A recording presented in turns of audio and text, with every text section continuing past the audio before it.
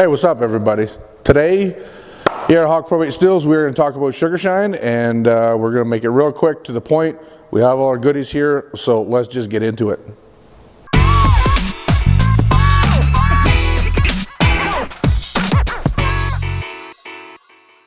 As I said, today is going to be about sugar shine, and just get to the bones of like, first of all, why would you do sugar shine? A couple questions we get really early is, okay, what do I mash with? And everyone gets ahead of themselves really quickly. The answer is sugar. Sugar is affordable, it's easy to use, it's easy to ferment, and there's not a lot of calculations. Secondly, the other question is, what kind of water do I use? Well, most of everybody is in and around cities, I find, and if you have access to good drinkable city water, you're good to go. Won't really get into the science of it because this is, again, beginners. But your pH is balanced. Everything you need to have a good ferment is already within that city water. So the golden rule is, if you're drinking it, you're good to go. So how about we just start there? I'd like to respond to something else really quickly. Commonly asked questions is, what the hell do I ferment in? And the answer to that is quite simple. Anything that's a vessel that holds your water, and that's food grade if you're getting into plastics, I'm okay with that kind of stuff. Now you're going to get an argument that, oh, it's alcohol, it's going to leach the plastics, but we're not talking that strong of a ferment. It's not like it's 80% alcohol. By the time it ferments, in this particular case, we're going to go after a 15% ferment. We're probably going to distill after 3 to 5 days at the most. Don't worry about your vessel. Your vessels are good. So this is just a mash tun, but I'll show you how we're going to do it in here and have zero concerns afterwards. As far as cleaning goes, we really don't have to stress too much about it, particularly with the sugar. Now I'm going to go back a little bit. I dropped a drill in something I was aerating one time, and that's something being a sugar shine, and I was freaking out, like, oh no, it's going to turn on me, and the drill was hooped for there on afterwards, never worked again, but the ferment was fine. I think I fermented that thing for 4 or 5 days, and when I distilled it, it was no problem. Now I'm not suggesting you don't clean, of course. What I do with this vessel, and I would recommend it for all vessels, after you're done usage, clean it thoroughly, your soaps, your waters, and make sure it's all, like, it doesn't smell. You don't want any kind of smell in there. With this one, because I had washed it before, literally just off camera, I sprayed it down with hot water, and I'm confident I'm good. I hit it with the sanitizer, and so it's been resting in there for about, I don't know, a minute, something like that. That's all you need, a minute, 2 minutes before it does its job. And you'll see this stuff, you'll have a lot of foam in there. And the old adage is, don't fear the foam. The foam is your friend. That means it's doing its job. The next step here is literally adding water. So I'm just gonna hit it. It's already hot, I'm at 30 degrees, so I'm ready to go.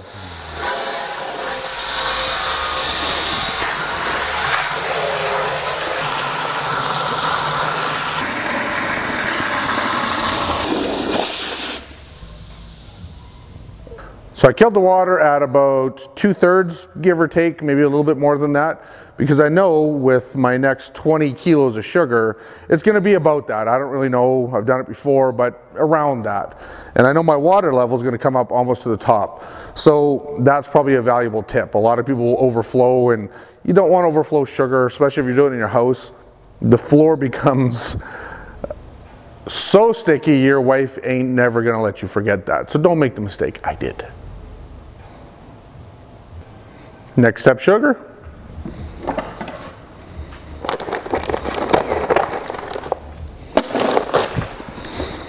Oh. All right, so that happened.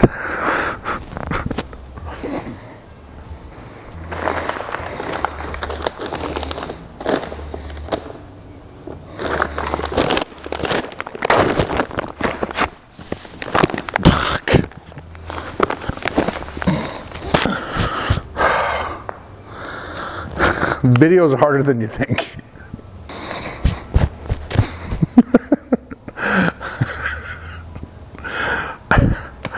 Okay, so now we're gonna add the sugar.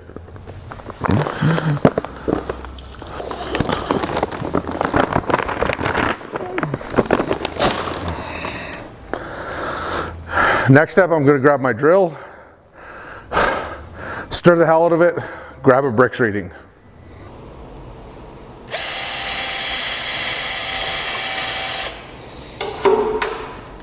My handy dandy refractometer, and just dip it in with the glass open like so.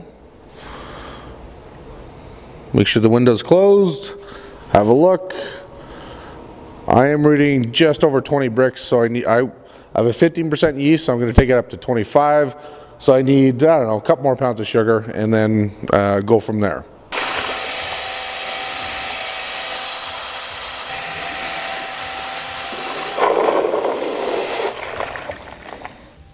I've added in extra couple pounds of sugar.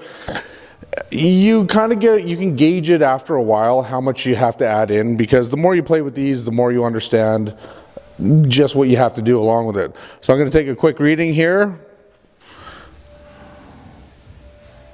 Close the window. A couple more pounds yet. I am at just over 22. So I'm just taking it in small increments at this point. And that's the process. I might even have to do it one more time, but a little bit more sugar.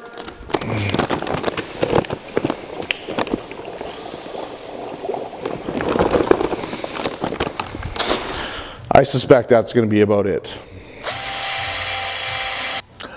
I've done my final addition. Take another quick reading. Make sure it's closed.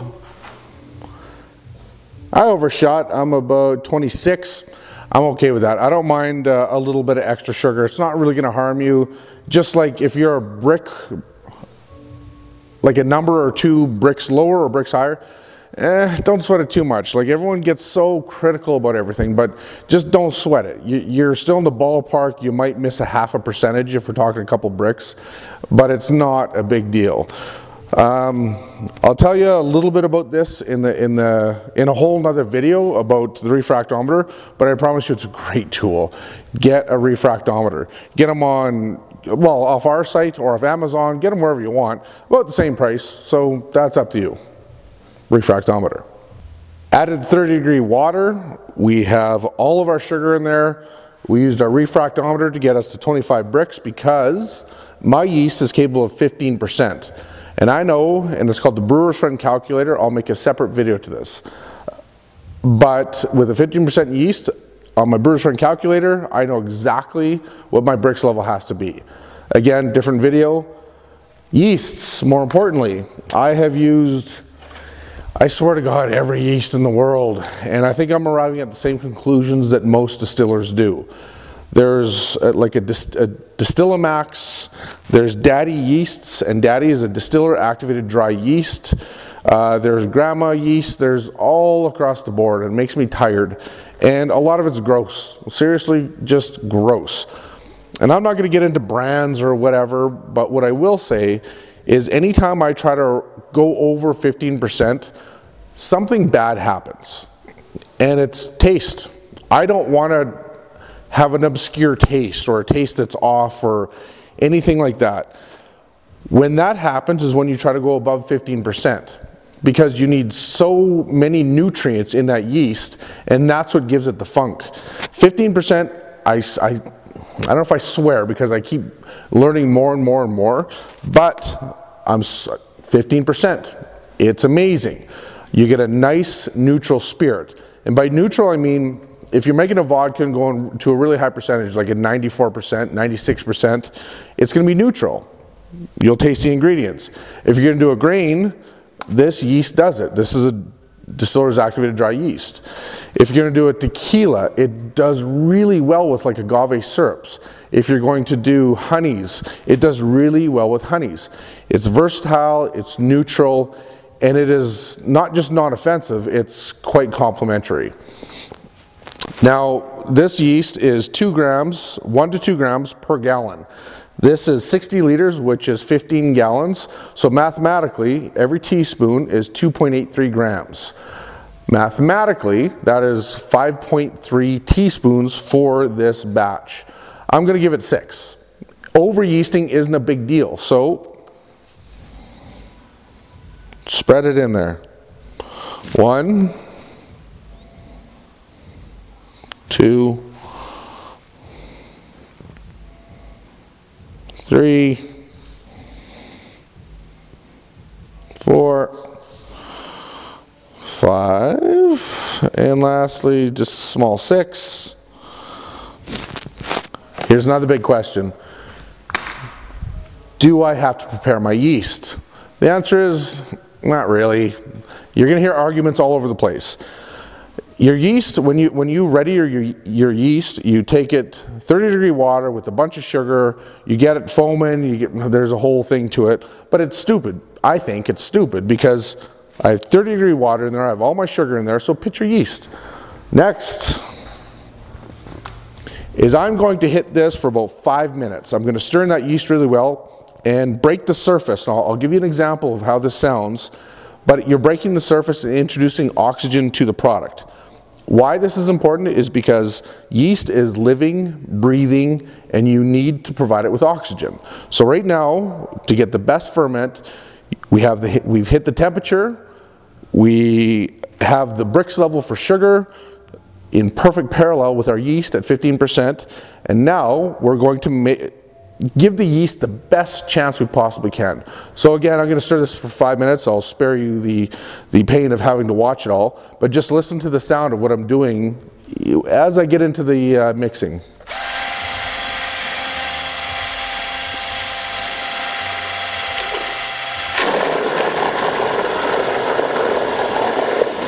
That's the money sound.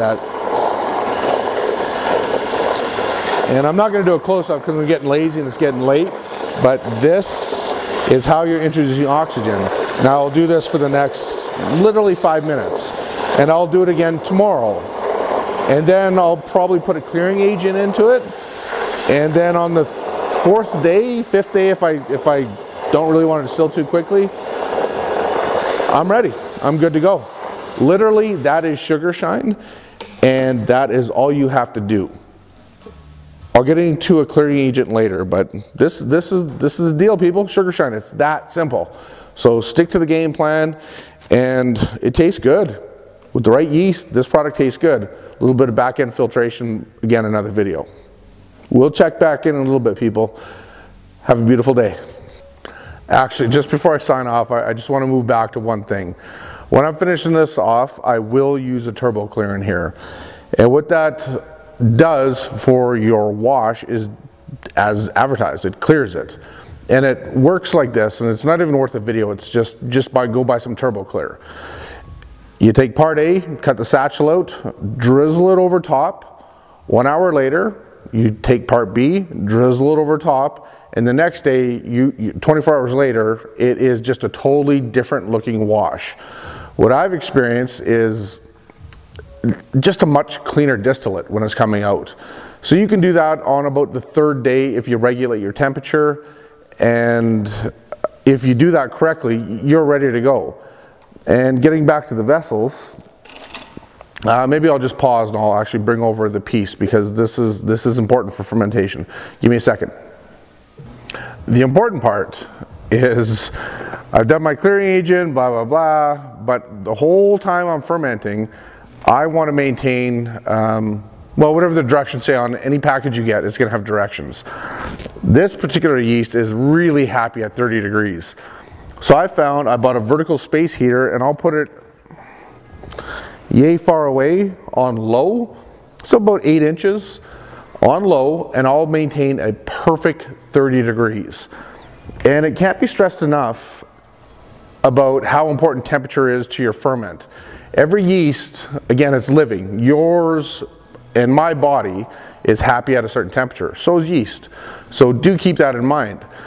I know there's bands you can use, there's fish tank heaters you can submerge. This works really well for me, so I stick to it. But I have this because I have a stainless steel vessel. Now if you have plastic, I would suggest maybe a fish heater is better. If you have a barrel, I would suggest like a band heater is better.